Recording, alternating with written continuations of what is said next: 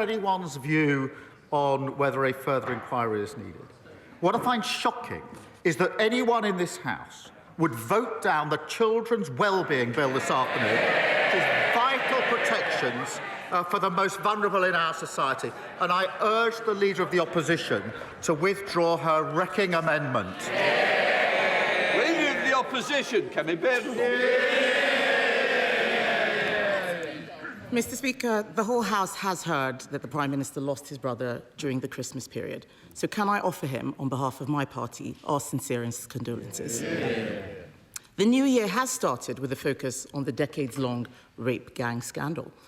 Across the country, thousands of girls were tortured and sexually abused at the hands of men who treated them as things to be used and disposed of, destroying many lives forever. The Prime Minister has mentioned previous inquiries. He is right. There has been an inquiry into child sexual abuse, but it wasn't about the rape gang scandal. In its 468 pages, it mentioned Rotherham just once. Is the Prime Minister confident that we know the full extent of rape gang activity? Prime Minister. Can I first thank her for her condolences, and can I thank her for reaching out over the Christmas period when I lost my brother? I really did appreciate that, and I appreciate it today.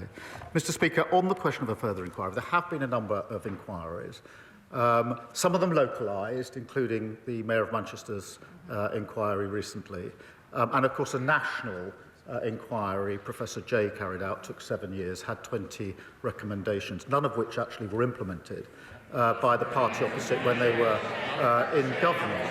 Now, this is a really serious issue. We must focus, obviously, on the victims and survivors. There's no fixed view on the victims and survivors about a further national inquiry. There are mixed views. But there is a view, and I share this view, that what is needed now is action on what we already know. We already know, myself from personal knowledge when I was Chief Prosecutor, that warped ideas, myths and stereotypes about victims were at the heart of this. We've known that for a decade. The Jay report called for mandatory reporting. I called for it 11 years ago. What we need now is action. What can't be tolerated is the idea that this afternoon members opposite will vote down a bill which protects children, include Mr. Speaker, Mr. Speaker, let me just. One of the provisions in the bill is to protect children vulnerable today who are out of school to prevent abusers ever taking those children out of school. I implore members opposite to defy the misleading leadership of the Leader of the Opposition and vote for a really important bill. Mr. Speaker, I'm shocked that the Prime Minister would say that actions were not taken. He knows full well that we accepted 18. He knows full well that we accepted 18 of the 20 recommendations in the Jay inquiry and went further, launching a gangs task force that found 550 more perpetrators. That shows that there is still work to be done.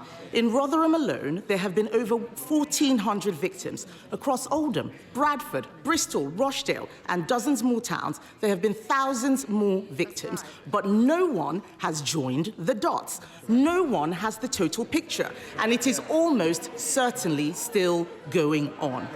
One victim from Telford, and I know he says that victims have different views. We have different views across this House. But one victim from Telford says she wants a national inquiry because it will hold people accountable in a way that previous inquiries have not. It is very possible to have actions, take on more, and still have a national inquiry. So why won't he listen to victims and launch a national inquiry which would have the power to summon witnesses and make them give evidence under oath? Prime Minister. Mr. Speaker, she says they accepted the recommendations. They didn't act on them. Exactly. One of the central recommendations was mandatory reporting, and it still hasn't been enacted. I called for this 11 years ago. They've been tweeting and talking. We've been acting. Well, Mr. Speaker, the Leader of the Opposition has been an MP, I think, for 8 years. Her party have been in government for 7.5 of those 8 years. She was the Children's Minister. She was the Women's and Equalities Minister. I can't remember her, I can't recall her once raising this issue in the House, once calling for a national inquiry. It's only in recent days she's jumped on the bandwagon. Now, Mr. Speaker, in fairness, if I'm wrong about that, and she has raised it, then I invite her to say that now, and I will happily withdraw the remark that she hasn't raised it in this House in the 8 years that she's been here until today. Kemi Badenoch. Mr. Speaker, the Prime Minister is being very specific because I have raised this issue. I've raised it in speeches, I've raised it publicly. He knows that as a minister, I would not have been speaking on this specific issue. I was not a Home Office minister, but Mr. Speaker, I will remind him about other victims who came to me who I did help.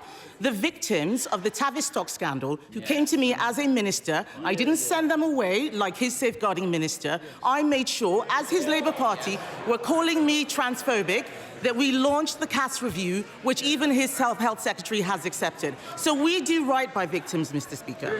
The reason why a national inquiry is important is because this issue is systemic.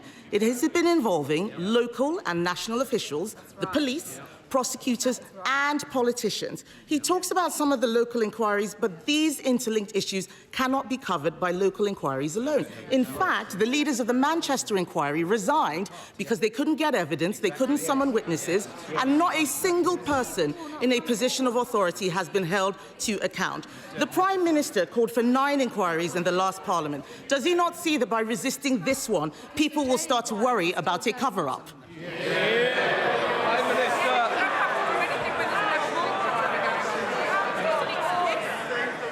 Mr. Speaker, this is an important issue, and we have to focus on the victims and survivors, and it isn't helpful.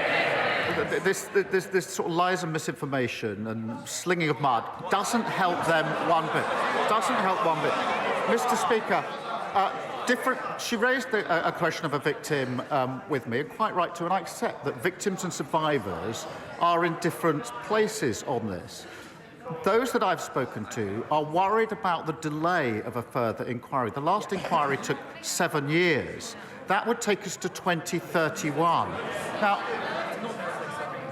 these inquiries, amongst the issues that's been raised with me, and if she's been speaking to victims, they'll have raised this with her, is that it's very hard for victims and survivors to come forward to explain what's happened to them.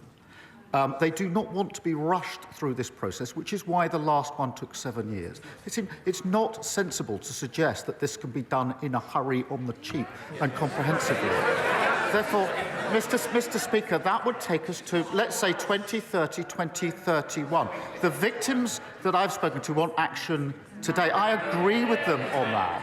But what I don't understand, I genuinely don't understand, is why anybody today would vote against the Children Wellbeing Bill, which will protect children who are vulnerable today. It will kill the bill. It will stop those provisions for children exposed at risk today. I implore them, vote for the bill. Don't wreck this in this misguided way. Mr. Speaker, it is very possible to have shorter inquiries, especially if they are covering areas that have not been looked at yet. We don't need to repeat the work that has already been done. Let's look at new areas. Former Labour MP Anne Pryor said that there were councillors and MPs all over the country who knew what was going on but were terrified of being labelled racist. A national inquiry would ask if there was a racial or cultural motivation to some of these crimes where white girls were seen, as Jack Straw said, as easy meat. The member for Rotherham was sacked from Labour's front bench for speaking out about rape gangs. Does the Prime Minister now recognise that sacking people for telling the truth creates a chilling effect that means victims aren't listened to? Well, I'm very happy to call out anybody who hasn't acted properly in these cases. I've done it many, many times before, and it doesn't matter to me which political party they're in. I'll call them out and I will condemn them. Mr. Speaker, when I was Chief Prosecutor, I took measures to confront this head-on.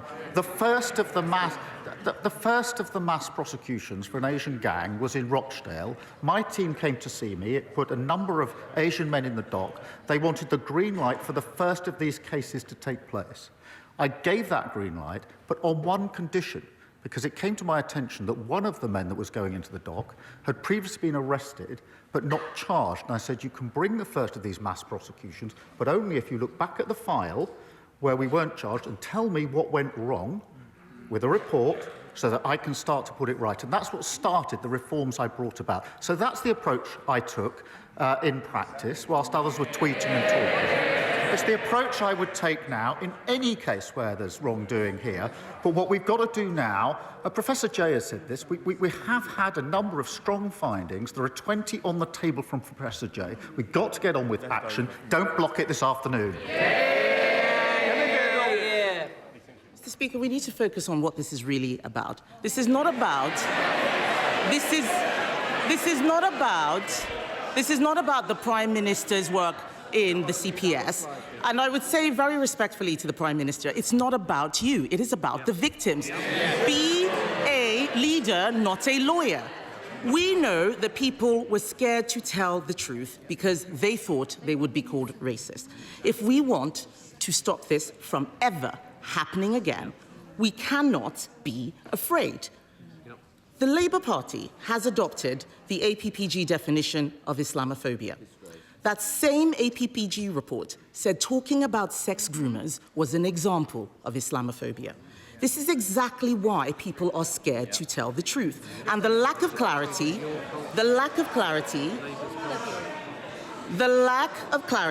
means that innocent British Muslims are smeared by association.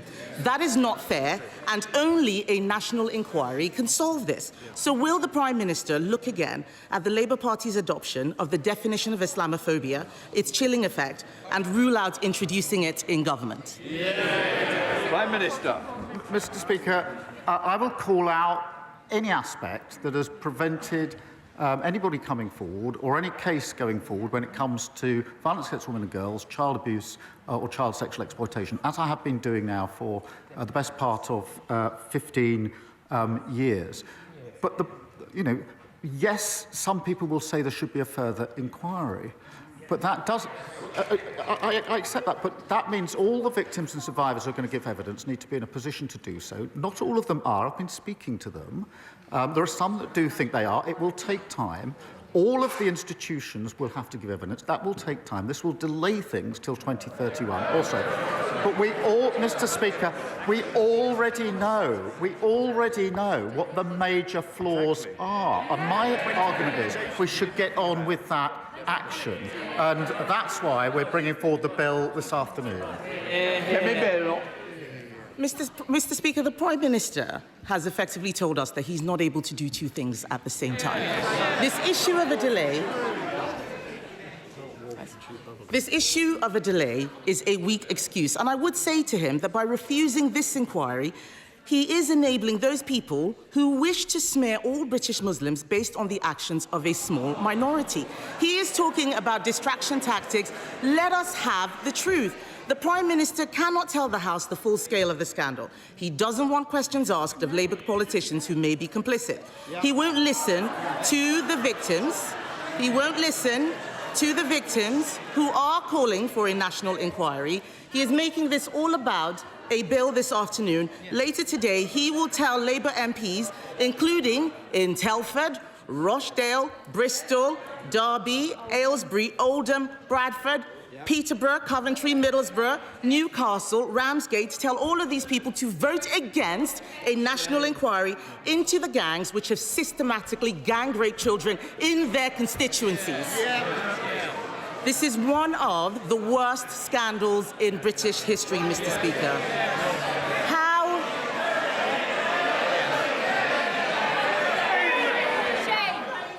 Sorry? This is a very, very important issue that does matter to the country. It matters to all our constituents. I want to make sure they can hear what's being said by the Leader of the Opposition and the Prime Minister of the Opposition. Mr. Speaker, this is one of the worst scandals in recent British history. But how are they going to explain to their constituents that obeying his whip is more important than doing the right thing? She's right to say it's one of the worst scandals. It's terrible. That's why I acted on it. If her recently acquired view that it's a scandal, having spent a lot of time on social media over Christmas, not once in 8 years did she stand here and say what she's just said. Not once in 8 years. They didn't act on the recommendations. They want a national inquiry. We had a national inquiry, the J inquiry, the J report. 20 recommendations, not a single one implemented. Not a single one implemented.